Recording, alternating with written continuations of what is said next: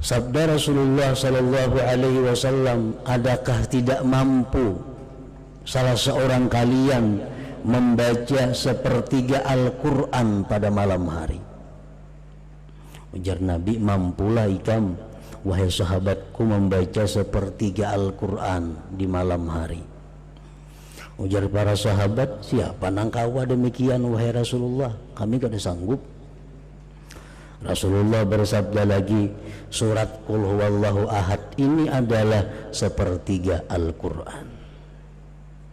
Artinya orang yang membaca satu kali suratul Ikhlas ini, dia sama dengan orang yang membaca sepertiga Al-Quran pahalanya.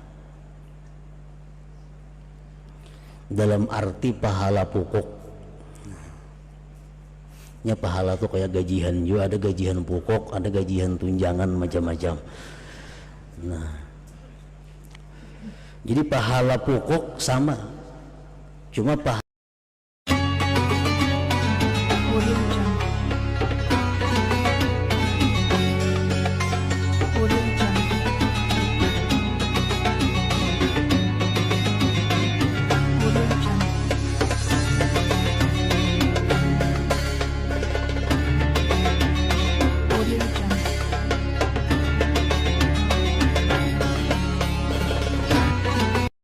Bismillahirrahmanirrahim. Alhamdulillahilladzi ittasafa bil wahdah wa tanazzaha 'anil kathrati wasyarikah. Asyhadu an la ilaha illallah wahdahu la syarika lah wa asyhadu anna sayyidana Muhammadan 'abduhu wa rasuluhu wa la nabiyya ba'dah.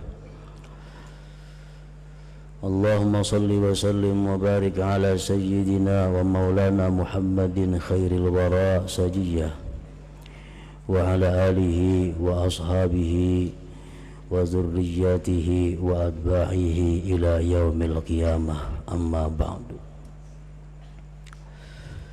Yang kita hormati dan kita cintai para habaib dan para alim ulama, para muhibbin, hadirin hadirat rahimakumullah. Puji syukur senantiasa kita haturkan kehadirat Allah subhanahu wa ta'ala yang selalu melimpahkan taufik dan hidayah, inayah kepada kita semua. Dan juga salawat dan salam kita haturkan kepada junjungan kita Nabi besar Muhammad sallallahu alaihi wasallam, dan kepada seluruh keluarga, para sahabat, zuriat dan pengikut beliau ila yaumil qiyamah. Para muhibbin rahimakumullah, yang ke-112 daripada surah-surah Al-Quran, suratul Ikhlas, makiyatun wa ayatuha arba'un. Surat Al-Ikhlas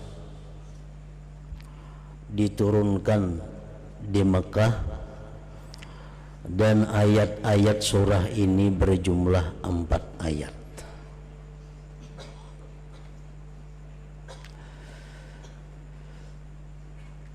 Dinamakan surat ini surat Al-Ikhlas karena orang yang mencintai membaca surat ini akan dapat ikhlas beribadah kepada Allah subhanahu wa ta'ala. Dan lagi bukan hanya Al-Ikhlas nama surah ini, para ulama mengatakan bahwa surat ini sampai mempunyai 20 nama. Yang demikian menunjukkan kemuliaan dan kelebihan surah ini. Antara lain disebut pula surah ini dengan suratul wilayah, surah wilayah, artinya surah kewalian. Kenapa demikian? Karena barang siapa mencintai ini surah, dan mengekali membacanya, shara waliyan lillah, dia akan menjadi salah seorang walinya Allah Subhanahu wa ta'ala. Disebut pula surat ini suratul ma'rifah karena orang yang memahami surat ini dan mencintai serta memperbanyak membacanya, dia akan diberi Allah ma'rifat kepadanya. Macam-macam nama surat ini yang menunjukkan kelebihannya. Nah, para muhibbin rahimakumullah, sangatlah banyak hadis-hadis dari Rasulullah sallallahu alaihi wasallam yang menggemarkan kita untuk membaca surat ini. Antara lain, yang pertama sabda beliau sallallahu alaihi wasallam, ayajizu ahadukum ay yaqra'a thulutsal Qur'an fi lailah, faqalu ayyuna yutiku dzalik ya Rasulullah, faqala Allahul wahidus samad thulutsul Qur'an, akhrajahu Muslim. Sabda Rasulullah sallallahu alaihi wasallam, adakah tidak mampu salah seorang kalian membaca sepertiga Al-Quran pada malam hari? Ujar Nabi, mampulah ikam wahai sahabatku membaca sepertiga Al-Quran di malam hari. Ujar para sahabat, siapa nangkawa demikian wahai Rasulullah, kami kada sanggup. Rasulullah bersabda lagi, surat Qul huwallahu ahad ini adalah sepertiga Al-Quran. Artinya orang yang membaca satu kali suratul Ikhlas ini, dia sama dengan orang yang membaca sepertiga Al-Quran pahalanya.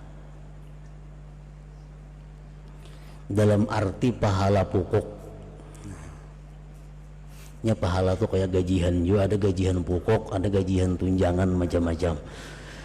Nah, jadi pahala pokok sama, cuma pahala bonusnya kadada. Kan setiap huruf Al-Quran 10 kebajikan, 2 huruf 20. Nah, kalau kita membaca sepertiga Al-Quran, berapa huruf? Itu bonusnya. Kalau pahala pokok kita baca surat Al-Ikhlas, sama dengan pahala sepertiga Al-Quran. Nah, yang kedua, Rasulullah sallallahu alaihi wasallam bersabda kepada seorang laki-laki. Seorang laki-laki ini imam di Masjid Quba.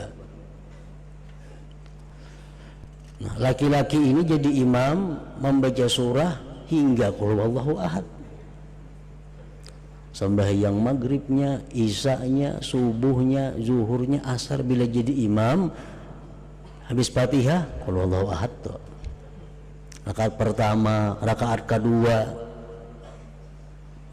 andai kata dia ingin surat yang lain, tetap ada Qul huwallahu ahad itu.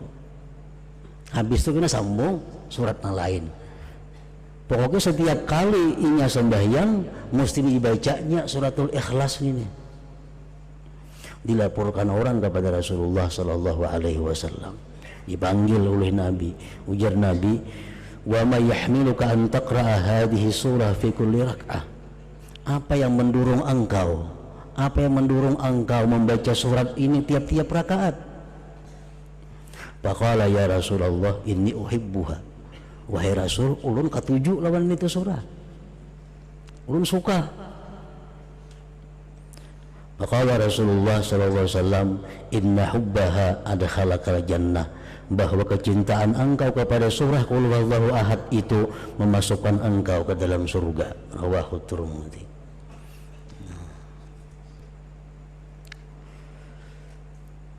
Dalam kitab tafsir Al-Qurtubi disebutkan ini satu dalil bahwa membaca Qul huwallahu ahad itu pada tiap-tiap rakaat dibolehkan, kada makruh.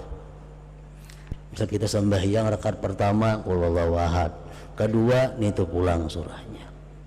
Atau rakaat pertama Fatihah qul huwallahu ahad sambung yang lain. Yang kedua kayak itu pulang, itu kada makruh. Bahkan itu mempunyai fadilat yang besar kalau didasari kecintaan kita kepada membaca surat itu. Yang ketiga, Rasulullah sallallahu alaihi wasallam bersabda, "Man qara'a qul huwallahu ahad fi maradihi alladhi yamutu fihi lam yuftan fi qabrihi wa amina min dagtatil qabr wa hamalathu al malaikatu bi akuffiha hatta tujizahu min as-sirat ila al-jannah." Rawahu Abu Nuaim. Siapa, ujar Nabi kita, yang membaca qul huwallahu ahad pada waktu dia sakit garing, yang mana dia mati pada garing itu. Ini garingnya, bacanya qul huwallahu ahad sekali, garing aja berbulan-bulan mati akhirnya. Dia tidak akan difitnah di dalam kubur, artinya bisa menjawab munkar nakir, aman daripada himpitan kubur, aman daripada himpitan kubur, dan malaikat akan membawa dia melalui sirat sampai masuk ke dalam surga. Nah, ini keutamaan surat Ikhlas ini. Jadi bila kita garing baca qul huwallahu ahad sekali, andai kata kita kada sigar-sigar, mati akhirnya, mati dalam keberuntungan. Nah, kita ingatakan kita siapakah kawan kita, keluarga kita yang sakit, suruh membaca suratul Ikhlas sekali. Nah, andai katanya sigar, nah, batal sudah.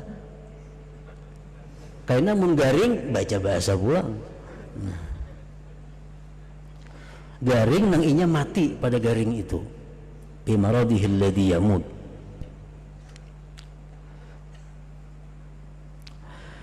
Yang keempat, Rasulullah SAW bersabda setelah beliau didatangi seorang laki-laki yang mengeluhkan kepada Rasulullah tentang kesempitan hidup, kefakiran. Ulun wahai Rasulullah, hidup ini fakir, rezeki sempit. Apa Rasulullah menjawab? Ujar Nabi, "Idza dakhalta baitak fasallim in kana fihi ahad wa in lam yakun fihi ahad fasallim ala nafsik wa qra qul huwallahu ahad marratan wahidah." Bila engkau masuk rumah, ujar Nabi, di rumah itu ada orang, baca assalamualaikum sekali, assalamualaikum, sambung lawan qul huwallahu ahad. Kalau di rumah itu kalau ada orangnya, kita masuk rumah kita, assalamualaikum wa ala ibadillahi sholihin, sambung qul huwallahu ahad sekali. Nah, baca itu ya Nabi lawan laki-laki tadi. Papa ala rajul, maka si rajul tadi, laki-laki tadi mengamalkan petunjuk Nabi tadi. Masuk ke rumah, bila ada orangnya assalamualaikum, bacanya suratul Ikhlas. Bila kada ada orang, assalamualaikum wa ala ibadillahi sholihin, bacanya suratul Ikhlas sekali. Fa'adarrallahu alaihi rizqa hatta afadha ala jirani. Allah melimpahkan rezeki kepada laki-laki tadi sampai dia bisa memberi kepada tetangga-tetangganya. Nah, jadi suratul Ikhlas mempunyai manfaat, faidah baik dunia maupun akhirat.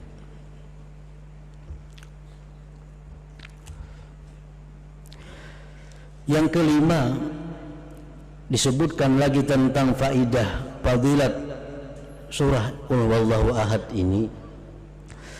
Annahu kana Jibril alaihi salam ma'ar Rasul alaihi salatu wassalam id aqbala Abu Dzar al-Ghifari faqala Jibril hadza Abu Dzar qad aqbal.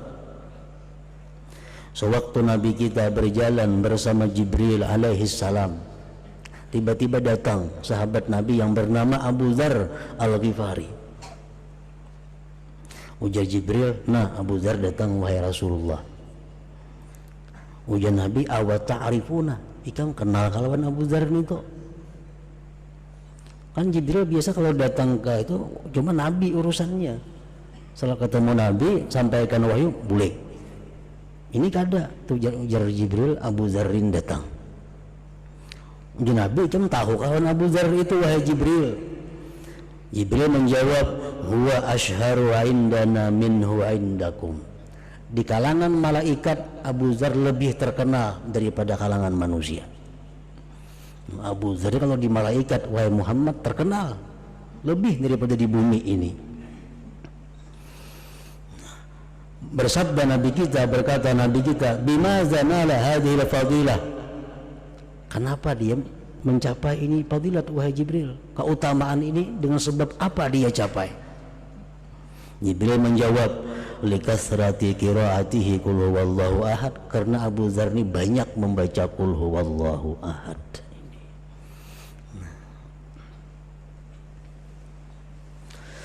Yang keenam, fadilat daripada suratul Ikhlas. Anas bin Malik meriwayatkan, kunna fi Tabuk, kami berada di Tabuk. Tabuk itu perjalanan 12 hari dari Madinah. Dihitung kilometer itu kurang lebih 560 kilometer dari Madinah. Nah, Rasulullah dan sahabat berperang di sana, perang Tabuk. Fatala'atis syamsu ma laha syu'a' wa diya wa ma ra'aynaha 'ala tilkal halah qattu qabla dhalik fa'ajiba kulluna. Suatu hari matahari terbit, tidak ada cahaya. Matahari itu terbit cuma kalas. Nah, kada kayak biasanya, kada pernah macam itu terbitnya matahari. Kami pun aneh, kenapa matahari jadi demikian? Panazala Jibril wa qala inna Allah amara an yunazzala minal malaikat 70,000 malak fayusallu ala Muawiyah bin Muawiyah al-Laythi. Jibril turun mengatakan kepada Rasulullah SAW bahwa Allah memerintahkan 70.000 malaikat turun untuk menyembahyangkan jenazah Muawiyah bin Muawiyah al-Laythi, sahabat Rasulullah yang tinggal di Madinah. Jadi Muawiyah bin Muawiyah ini wafat di Madinah, malaikat diperintahkan 70.000 untuk ikut menyembahyangkannya. Nabi kita berkata kepada Jibril, bima balagha ma balag, dengan apa dia mencapai derajat itu wahai Jibril? Jibril menjawab, kana yuhibbu suratal Ikhlas, karena Muawiyah itu suka dengan surah qul huwallahu ahad. Nah, jadi mencintai surah qul huwallahu ahad, suka membaca surat qul huwallahu ahad. Ini akan menyelamatkan kita dunia dan akhirat dan membahagiakan dunia akhirat.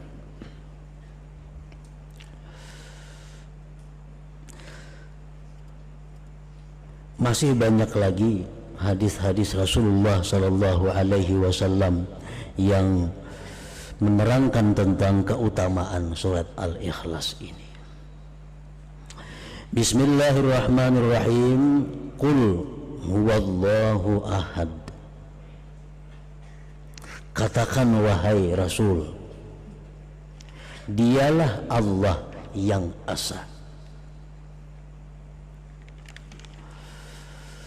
Allahus samad,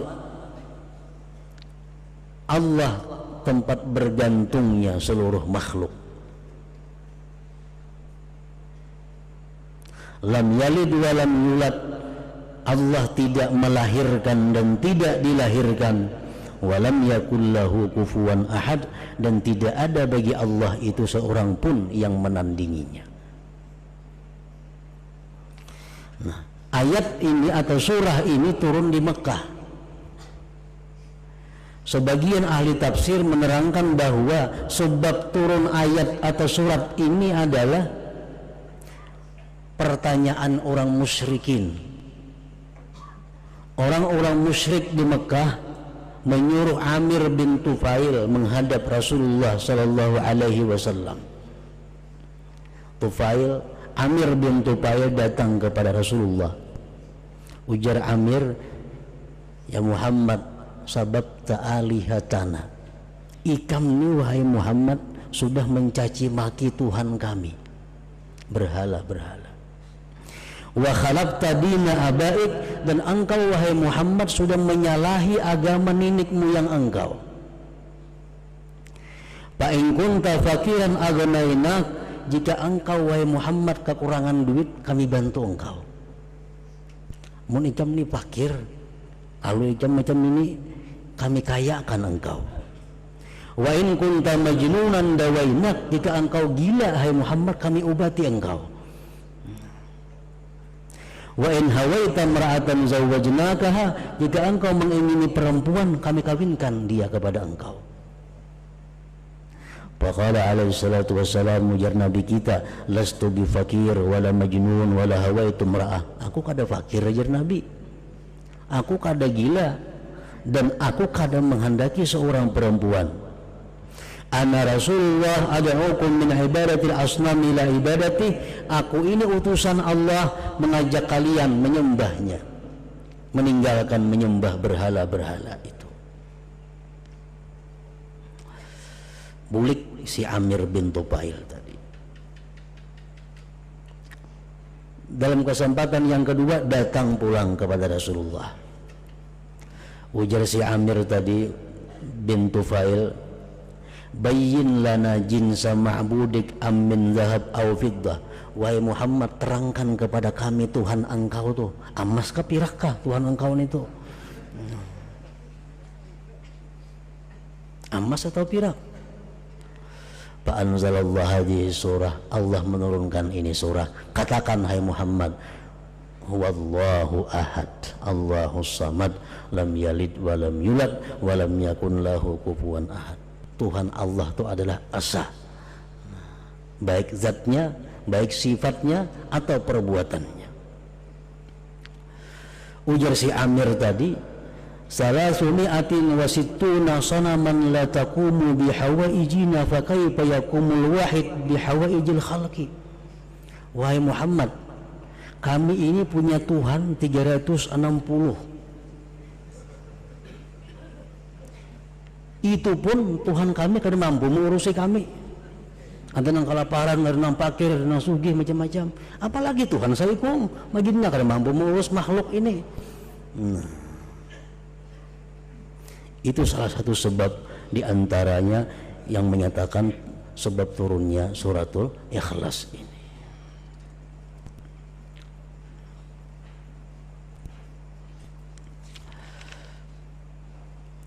Qul, katakan wahai Rasul, huwallahu ahad, Allah itu adalah esa, baik zatnya, sifatnya, tidak ada seorang pun yang bersifat seperti sifat Allah. Baik perbuatannya, tidak ada perbuatan selain daripada perbuatan Allah subhanahu wa ta'ala. Allah itu esa, Allah itu satu, zatnya satu, sifatnya satu, dan perbuatannya satu. Arti sifatnya satu apa? Kadada orang bersifat macam sifat Allah, kadada perbuatan selain perbuatan Allah subhanahu wa ta'ala. Qul huwallahu ahad, Allahus samad, Allah itu as-samad. Arti as-samad apa? Tempat diarahkan segala permintaan. Kita minta apapun, minta kepada Allah subhanahu wa ta'ala. Idza sa'alta fas'alillah, ujar Nabi kita, bila engkau minta, mintalah kepada Allah, karena Allah itu as-samad, tempat ditujukan segala permintaan-permintaan. Lam yalid wa lam yulad, Allah tidak melahirkan dan tidak dilahirkan.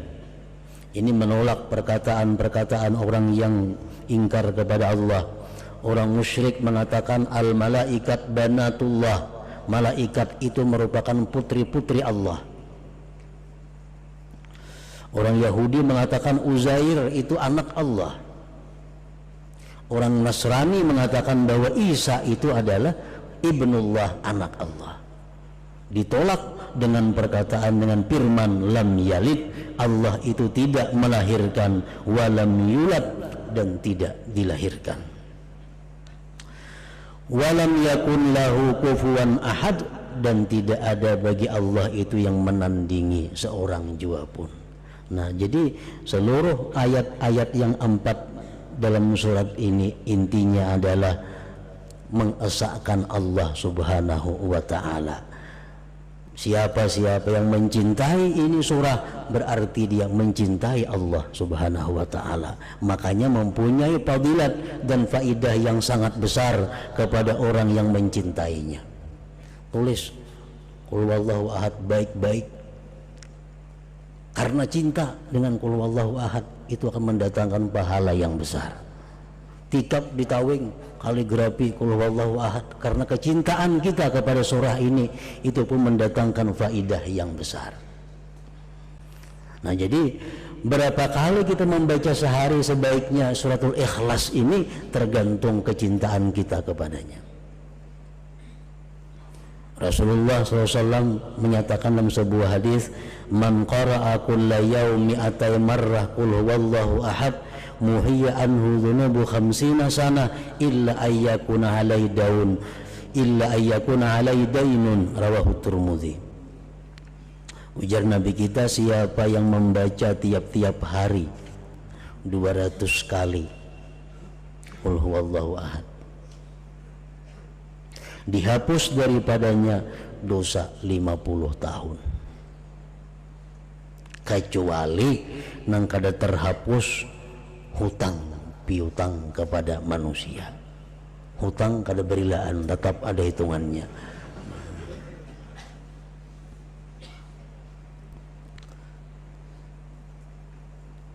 Jadi kalau 200 saja sehari membaca qul huwallahu ahad, mati membawa hutang kada mampu menutupi, hutang tetap ada.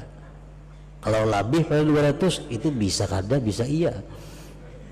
Misalnya 1000 sehari membaca qul huwallahu ahad, nah itu kemungkinan bisa menghapus hutang, bisa juga kada menghapus.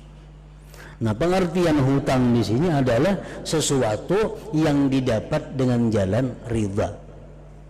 Kan kita berhutang ridha, berhutanglah, nggih, berhutang. Lalu kada kau membayari, nah kada tak bayari sampai mati. Nah, ini hutang diperhitungkan di akhirat. Nah, hutang sesuatu yang didapat dengan jalan riba ini kada bisa dibayar dengan qul huwallahu ahad ini, apalagi sesuatu harta orang yang didapat dengan jalan yang tidak diridai. Menipu majinnya lagi, menipu orang, membunguli orang, mengambil ampun orang, mencuntan ampun orang, itu berapa ya qul huwallahu kada kau menutupi itu.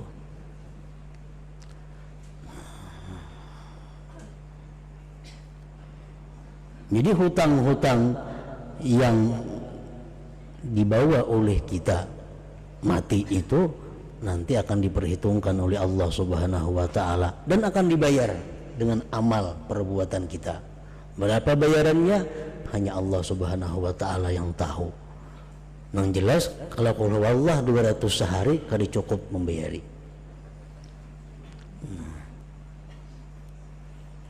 Jadi sembahyang kita mungkin ditarik, puasa kita ditarik, sedekah kita ditarik, qul huwallah ditarik, hanya untuk membayar hutang di dalam dunia. Apalagi nang menipu orang, apalagi orang-orang nang mengkorupsi uang rakyat, bagiannya lagi kada mampu membayarin itu. Orangnya banyak ampunnya, jutaan manusia ampunnya nang diambil. Kemana membayari itu? Kada ada jalan lain selain daripada menanggung dosa-dosa mereka di akhirat dan pasti masuk ke dalam neraka. Jadi kada usah kita berpikir seapa-apa ibadatnya orang. Dalam sebuah hadis disebutkan bahwa orang yang hidup bersama Rasulullah, yang berperang bersama Rasulullah, mati, jadi Nabi masuk neraka matinya. Kenapa? Karena hanya mengambil harta negara sebuting selimut kada bepada, yang namanya adalah kir-kira. Ini orang bersama Rasulullah hidupnya, pembantu Rasulullah, mati dibunuh fisabilillah lagi. Masing-masing orang mengucapkan untung dia mati fisabilillah. Ujian Nabi tidak, dia masuk neraka. Kenapa? Diteliti, sekalinya dalam awaknya, dalam pakaiannya ada menyimpan sebuting selimut yang diambilnya daripada harta pampasan perang. Pampasan perang adalah harta rakyat, harta negara yang mestinya dibagi. Sebuting selimut berapa ada harganya? Nah, nama ambilnya pulang orang yang berjuang lawan Rasulullah, ya tuh matikan neraka. Apalagi yang diambil 1 juta, hidup jauh lawan Rasulullah, sampai yang barang kambingan sudah maginnya lagi.